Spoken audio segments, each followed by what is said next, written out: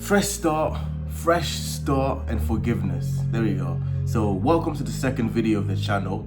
This is Grow With Me, presented by myself, Obed.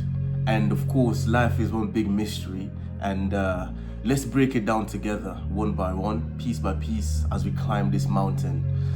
I'm gonna have my notes again here. As you can see, I'm always looking down. These are some, they're very sort of profound, deep concepts that I'm going to talk about, so feel free to take your own notes as well as you go along, because it's quite useful, because it's hard to retain this much information at first go. So yeah, well, if you're tuning into the second video, or if you randomly clicked on this video, it's likely that you sort of resonate with the same things that I do.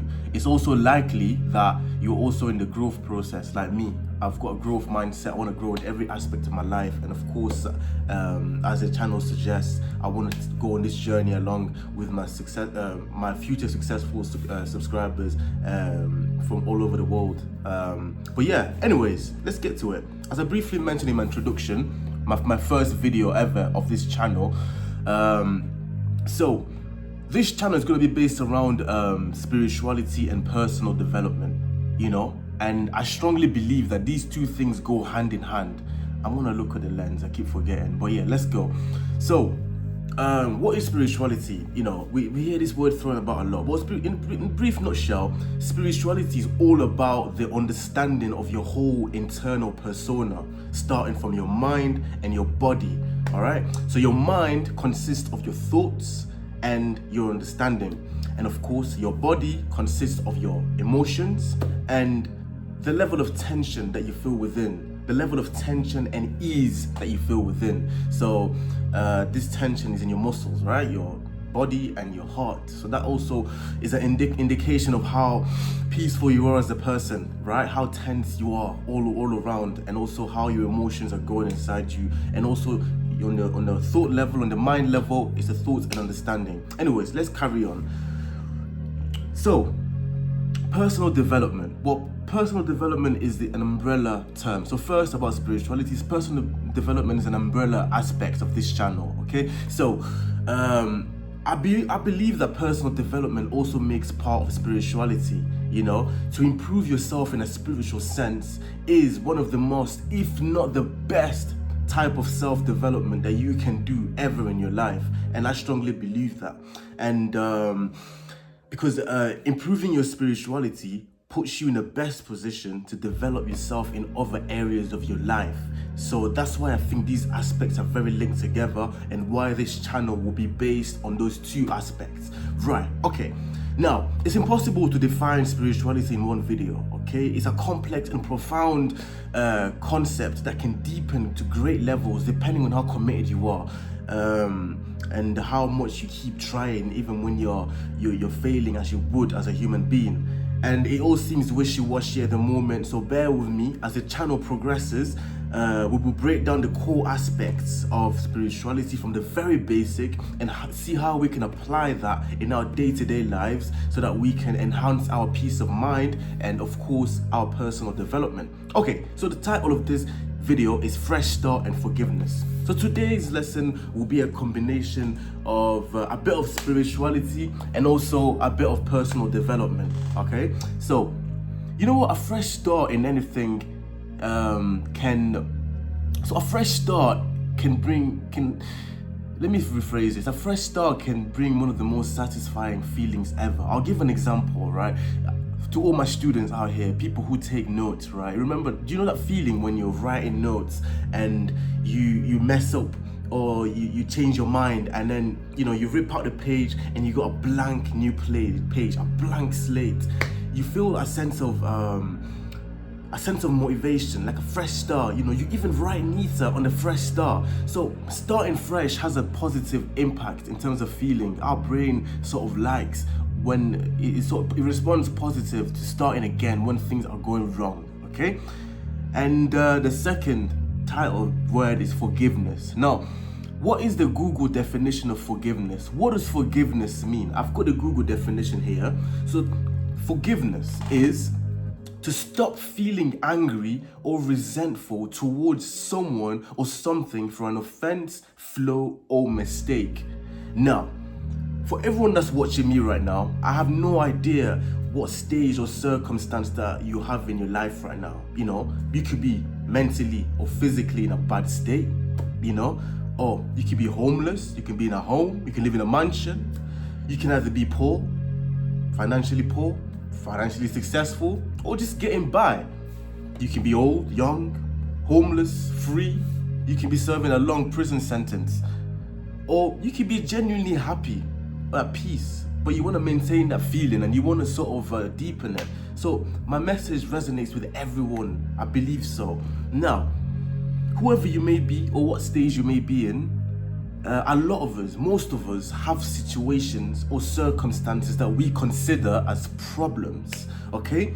Now, today I'm gonna bring a new concept that may be unfamiliar to you, so bear with me, okay? With whatever problem you're facing, or whatever issue, or whatever goal that you have that is not quite accomplished, before you even do the action, before you clean your room, before you go on that run that you've been putting off, before you hop on cold showers every morning, before you budget your finances, before you clean your diet, whatever it may be, there is a very, very important step that we almost take that a lot of people overlook, unfortunately, and it's been happening for the beginning of time.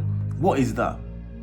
Well, I haven't got a magic wand that's gonna make your problems disappear, but I have a powerful secret that will make, it will unlock a powerful side within you that will produce so much peace that, so it will produce you peace, it will give you peace, it will give you joy and strength and wisdom on top of the existing pain, problems or goals and or negativity that you're experiencing right now, to the point where all those negativities will become so bearable and shallow and meaningless, and eventually, this is the icing on the cake, they will dissolve, okay? I'm gonna speed up, I'm conscious of time, okay? So, what is the secret number one that I'm gonna give you is forgiveness, okay? Forgiveness. Okay, I've got a question for you, I've got a challenge, right? I'm gonna give you a challenge. Have you ever thought about waking up one day and completely forgiving and making peace with everything that is going wrong in your life? Making peace with the wrongdoing of others that has negatively affected you. Making peace with an undesirable life circumstance that is beyond your control. Making peace with your own flawed behavioral patterns, your own negative thought patterns. Okay. So I know by this point, I'll be honest, I know some of you may be thinking, like, really, Obed? Like, really? Is this what you're really talking about? Is this what you're trying to say? So you're saying that if I forget all about my problems, I pretend that they don't exist, that I will automatically get better? I will feel this peace of mind that you're talking about? Well, I hear you all, and you hear me out as well, okay? Bear with me. I understand how shallow that may seem and how cliche that may seem. So this was his challenge, okay? Have you thought about forgiving the problems that you have and making peace with it, okay? Now, if you felt any resistance by that statement, or if you ask them questions that I ask, hypotheticals, like, really, what are you talking about? You might not like this answer, okay? This is probably your ego acting out, okay? I took a poke at your ego without you knowing. I kind of bruised it a little bit, you know? And it's okay, we all have an ego, right? And in the future of this channel, I will develop more on what the ego is and how it's formed and how it affects our lives and how to deal with it. But a quick thing about the ego though, your ego loves to create a self-identity out of problems that you have and material things that you may have, anything external. Your ego loves drama, it loves problems, it loves attaching itself to these things, okay? So, in other words, I have my notes here, your ego subconsciously and indirectly wants to trick you into thinking that you are your problems. You don't have problems, but you are your problems. That's how the ego works. It's trying to make you live in such a state that you feel like you are your problems. How does that work? Okay, I've got a few analogies that might help. I've got two examples, two individuals, Linda and George. Linda might say this.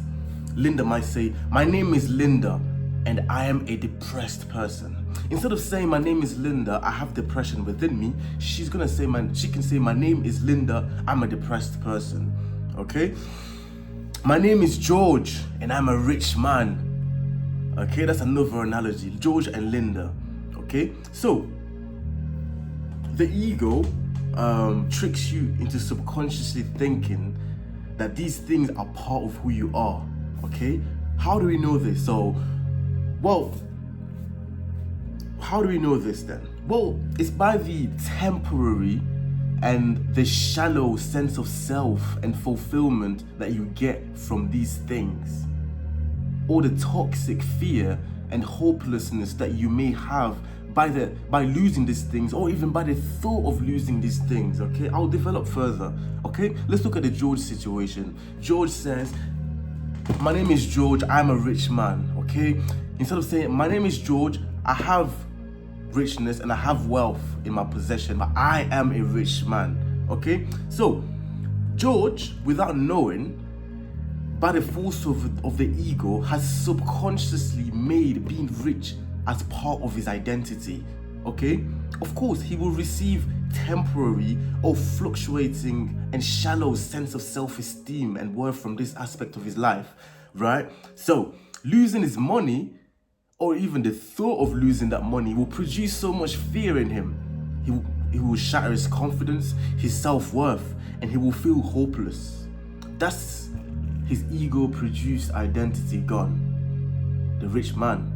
And to the ego, that is death. The ego fears death. It's the internal fear of death that manifests in us in different ways. But anyways, let's move on. So the ego is very cunning, right? It can even trick you into thinking that you are your negative internal state. So it can trick you into thinking that your negative internal state is part of your identity. Let's go back to the analogies, okay? We looked at George. Let's go back to Linda. Linda said, I am Linda and I am a depressed person. Instead of saying, I am Linda and there is depression within me. That's what Linda's ego wants her to think, okay? So subconsciously, Linda's ego has attached itself to the notion of being depressed, that she has made depression as part of her identity, you know, and it's made her believe that that's who she is, as opposed to that's something that's happening within her. Okay, again, just like what happened to George on his money, for Linda, losing this depression or even the thought of it will produce some subconscious resistance. The ego knows that if Linda forgives or makes peace with the fact that she's depressed or in pain, that is the beginning of healing. For resistance or non-acceptance causes and fuels more pain and keeps you in the same position. It keeps you in that same loop. The ego subconsciously knows this and it wants to keep that identity of a depressed person alive. So for Linda, forgiving the pain means that the fake identity that the ego created is about to start dissolving. And for the ego, that is death. The ego thinks you're about to die. You know, your identity gone, so that means death, so I'm gonna fear it. But this is a false and toxic identity of a depressed person, okay? Now, this may explain some inner resistance that some of you may have felt when I told you about forgiving and making peace with your problems. Your ego knows that the moment you start making peace with your problems, it's the beginning of healing. So that's the death of that identity, because usually we identify with our problems. But I'm getting off track. I'll stay on my notes here, okay? So when I gave you that challenge of waking one day and forgiving and making peace with everything that is going on, making peace with the wrongdoing of others that has negatively affected you, making peace with the life circumstances that are negative and out of your control, and making peace with your own internal mental state. Some of our egos may have subconsciously already tricked us into identifying with our life issues, you know, it made us believe that these issues are part of who we are. And how do we know this? Again, remember, it shows in how you react by the thought of losing it or by losing it, and also so basically, and of course some sense of fulfillment as well. But yeah, so your ego knows it's the beginning of healing, and beginning to dissolve the fake identity produced by the ego will be death. Your ego thinks that is death. Why do I say all this? You know, anyways, these may sound confusing, but in upcoming videos, we will develop more on how the ego identifies and creates fake personas and how we deal with the ego, or even what even is the ego anyways. But today, we learn a crucial reason why we should forgive and make peace with our life circumstances, with our problems, with everything that is going wrong, instead of resisting them and making peace with them. Why? Because when we make peace with them, we dissolve our ego, or we dissolve the fake identity that we create. We subconsciously I'm gonna give you an example, okay, so that you can understand, right? Is anyone here ever been depressed? Comment below, let me know. Or you've been in a bad mental state. Look at the type of music you were listening to when you were depressed, okay? Usually, I used to do this as well, right? I had a playlist that was all about depression that I would listen to. It was resonating with that identity that I had, or that state that I was in. I would always talk about the negativity.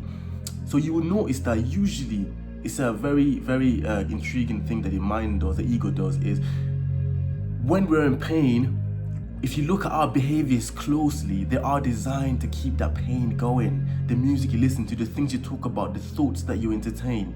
So that is your ego trying to maintain that identity that you've subconsciously created of that internal state, or even the problem, or even someone else, you know? So, yeah. Let me just get back on track here. Okay. So, why is it important to forgive and dissolve the ego? Because once we stop resisting our problems, we stop resisting how we feel inside, we accept and make peace with it, we are in 2 times, even 5 times better position to start improving, to start healing, you know, because your own resistance is the biggest cause or the biggest fuel to the negativity. For resistance is negativity, and this happens subconsciously. And in future videos, we'll develop how we resist the present moment, how we resist our internal states. But time is really flying here, so I'm gonna stop. This is part 1. Part 2 will come on the second reason why we should forgive. We've already looked at dissolving the ego, and the second reason will be, well, you stay tuned and keep your post notifications on. If you follow me on Instagram, I will give an update on what the title will be. So thank you very much for staying, and if you've watched this long, you are a legend and you are on path to greatness. I promise you that.